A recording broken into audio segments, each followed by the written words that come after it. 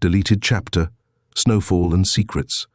The low hum of conversation mixed with the clink of glasses in the dimly lit bar. Braden Hall leaned against the polished oak counter, a glass of whiskey in hand, his eyes scanning the room with quiet intent.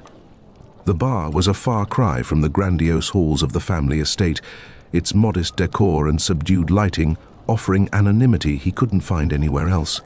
Here he wasn't the future heir to a sprawling fortune or a puppet to his father's ambitions. Here he could slip into a shadowy existence, fleeting and unburdened. His crisp shirt and tailored coat set him apart from most of the crowd, but not in a way that drew attention. He looked refined, reserved, but approachable enough to invite curiosity. Men brushed past him, offering brief glances, some lingering longer than others. Braden met their gazes with the faintest flicker of acknowledgement, a dance of subtleties, familiar yet thrilling. He sipped his whiskey, the burn in his throat grounding him as his heart pounded with the thrill of possibility. He wasn't naive enough to believe these encounters would fulfill the gnawing ache in his chest, but they provided a brief escape from the suffocating expectations of his life. A touch, a kiss, a moment stolen in the dark. It wasn't love, but it was something. Out of the corner of his eye, Braden noticed a man seated at the far end of the bar. His features were sharp, his jaw framed by the shadow of stubble, and his dark eyes carried a quiet intensity. He was dressed simply, rolled-up sleeves and worn boots, but there was something magnetic about him, something that pulled Braden's gaze again and again. The man noticed and smirked, tilting his glass slightly in Braden's direction before taking a slow sip. Braden hesitated, his grip tightening around his glass. He was used to being the one pursued, but there was something disarming about this man's confidence, the way he seemed to own the space around him without trying.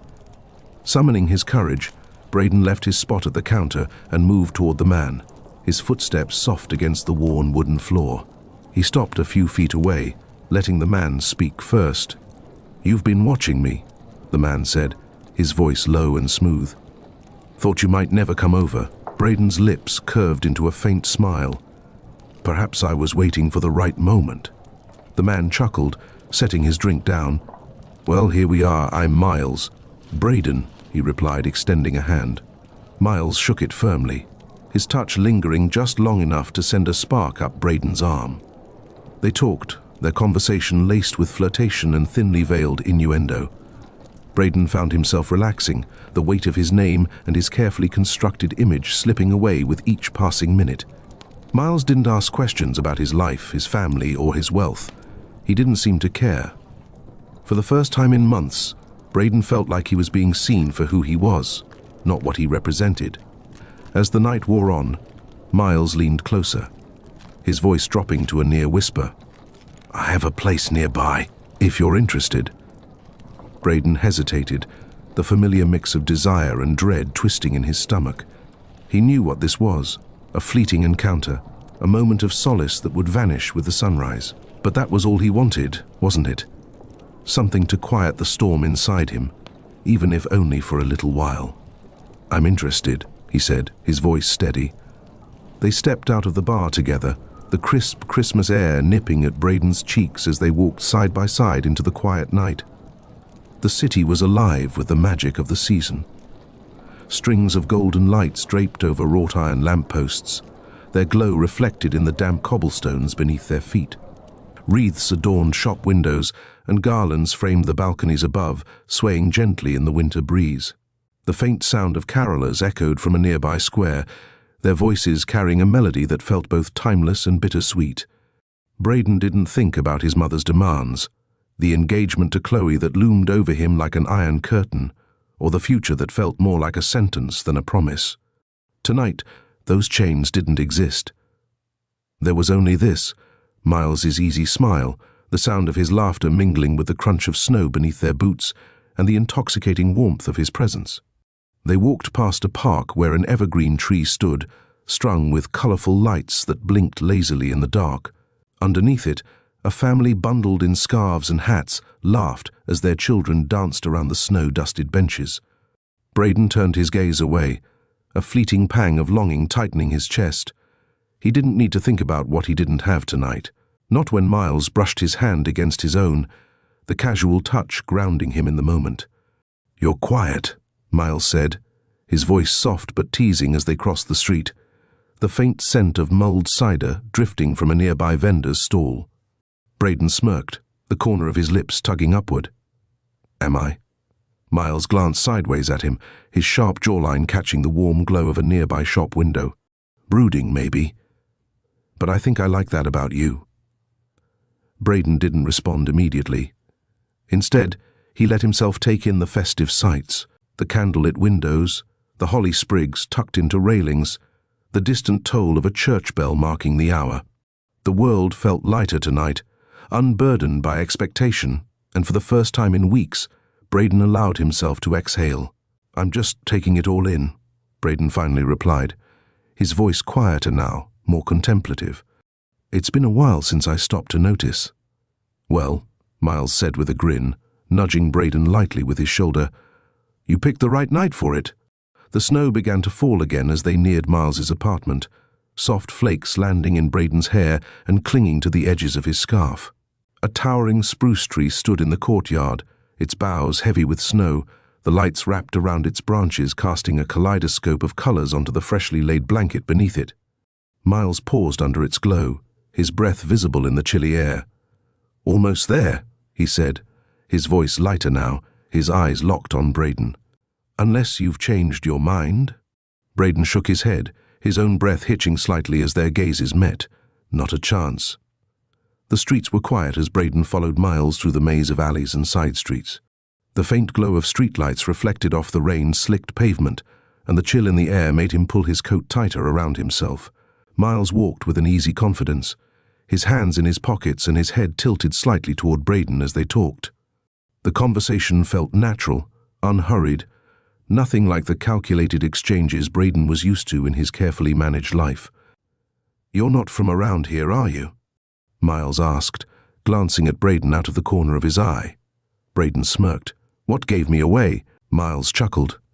"The way you carry yourself, like you've got the weight of the world on your shoulders." "Maybe I do," Braden replied lightly, though the truth of the statement stung more than he cared to admit.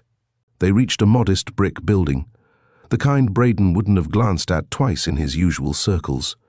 Miles unlocked the door and held it open for him, motioning for him to follow up the narrow staircase. The smell of old wood and faint cigarette smoke filled the air, a far cry from the sterile luxury Braden was accustomed to, but it was oddly comforting. Miles's apartment was small but inviting, with warm lighting and mismatched furniture that spoke of a life lived in pieces rather than perfection. Books were stacked haphazardly on the floor, and the walls were lined with photographs, black and white images of cityscapes, people, and moments frozen in time. A camera sat on the coffee table, surrounded by rolls of undeveloped film and scattered notes. "You live alone?" Braden asked, his gaze lingering on the photos. "Just me and my camera," Miles said with a grin, shrugging off his jacket and tossing it over a chair. "I'd offer you a drink, but I think we're past that part of the evening." Braden raised an eyebrow, his lips curving into a sly smile. "Are we?" Miles stepped closer, his fingers brushing against Braden's arm. "Unless you'd rather talk about the weather." For a moment, Braden leaned into the flirtation, but his attention was drawn back to the photographs on the wall. One in particular caught his eye, a candid shot of a man sitting on a park bench, his face partially obscured by shadows. The image was hauntingly beautiful, filled with a quiet loneliness that mirrored something deep inside Braden. "Did you take these?" Braden asked, his voice softer now. Miles followed his gaze and nodded. "Yeah, photography's my thing. Has been since I was a kid." "They're incredible," Braden said, and he meant it. There was a rawness to the images, an honesty that felt like a punch to the chest. Miles watched him for a moment, his playful demeanor softening. "Do you want to see more?" Braden nodded, and Miles crossed the room to a battered metal cabinet. He pulled out a portfolio and handed it to Braden, who sat down on the couch and began flipping through the pages. The photos told a story, of life and struggle, of beauty and pain. There were portraits of strangers, intimate moments between lovers, and abstract shots that seemed to capture emotion itself. "You're talented," Braden said, his voice tinged with awe. This is real. Miles sat beside him, leaning back against the worn cushions. Thanks. It's not exactly a career, but it keeps me sane. Braden looked up, meeting Miles's gaze. For the first time in what felt like years, he felt his walls crack just slightly. It's more than that. It's art. Miles's smile was slow, genuine. You're full of surprises, aren't you? Braden smirked, setting the portfolio aside. You have no idea. Miles leaned closer, his fingers brushing against Braden's cheek before sliding into his hair. The kiss that followed was slow and deliberate, a meeting of two people who had been circling each other all night. Braden's breath hitched as he felt Miles's hands on his waist, pulling him closer. The heat between them built quickly, and Braden allowed himself to surrender, to let go of the endless noise in his head and focus on nothing but the weight of Miles's body and the warmth of his touch. They stumbled toward the bedroom, shedding clothes as they went, their laughter mingling with the sound of their hurried breaths. Inside the modest room, under the soft glow of a single bedside lamp, they came together in a way that was both urgent and tender. Miles's hands moved with practiced confidence, but there was a care in his touch that Braden hadn't expected. He found himself lost in the moment, in the sensation, in the rare freedom of simply being. Later, as they lay tangled in the sheets, Miles traced lazy patterns on Braden's bare chest. You've got secrets, he said, his voice quiet but certain. Don't we all? Braden replied, his eyes fixed on the ceiling. Yeah, but yours are heavy, Miles said, propping himself up on one elbow to look at Braden. Whatever they are, I hope they don't break you. Braden didn't respond, but the words lingered, echoing in his mind long after Miles drifted off to sleep. Braden lay there for a moment, staring at the ceiling as a sudden urge to leave gripped him. He moved quickly, pulling on his clothes and lacing up his boots with practiced efficiency. The warmth of the room, the faint scent of Miles lingering in the air, and the quiet hum of Christmas Eve felt suffocating now. It was just past 1 in the morning when he stepped outside, the crisp air biting at his skin. Southampton had transformed into something almost magical. A serene stillness blanketed the city, and the streets were draped in a delicate layer of snow. It clung to the rooftops, softened the sharp edges of stone facades, and muted the sounds of the world around him. For a moment, it felt as though time itself had paused, leaving him alone in a world hushed by the quiet grace of the snowfall. The cold air bit at his cheeks, turning them a shade of red that matched the holly wreaths strung along the lampposts. His wool coat, damp from the snow, couldn't quite fight off the chill, but he didn't care. His scarf hung loosely around his neck, its ends brushing against his chest with every step, dampened by snowflakes that melted and clung to the fabric. Braden kept his head down, the quiet ache of regret settling deeper with every block. The weight of the night, the fleeting intimacy, the hollow warmth, and the haunting realization that it wasn't what he truly needed, pressed heavily on his chest. Miles had been kind, but it wasn't enough. Nothing ever was. As he walked, the empty streets seemed to mock him. Festive banners swayed gently in the cold breeze, their bright reds and greens contrasting with the muted grey of the morning sky. He passed a nativity scene set up in the town square, the figurines dusted with snow, their serene expressions striking a chord in Braden's restless heart. And then, without realizing it, he began to hum. The tune was soft at first, just a fragment of a carol he'd heard the night before, but the notes rose in his throat, and soon he was singing quietly to himself, the sound breaking the stillness of the morning. The stars are brightly shining. It is the night of our dear Savior's birth. His voice carried through the deserted street, weaving between the echoes of the bells and the quiet fall of snow. It was a melody tinged with yearning, a song meant for no one but himself.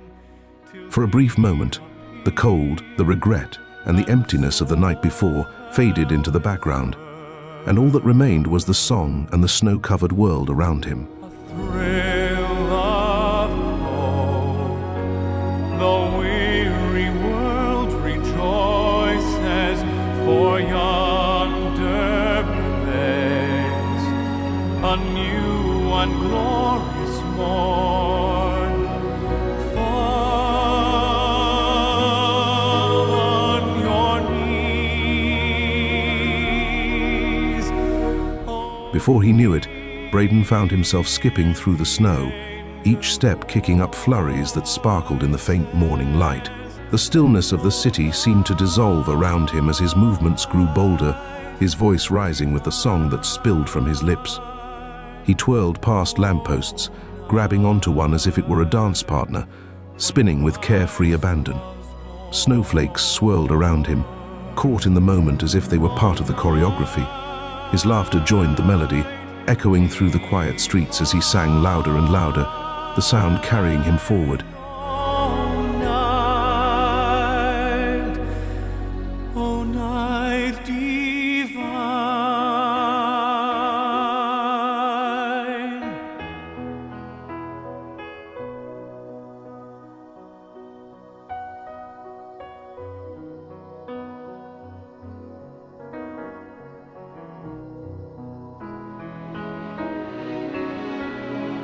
Chains shall he break, for the slave is our brother, and in his name all oppression shall cease.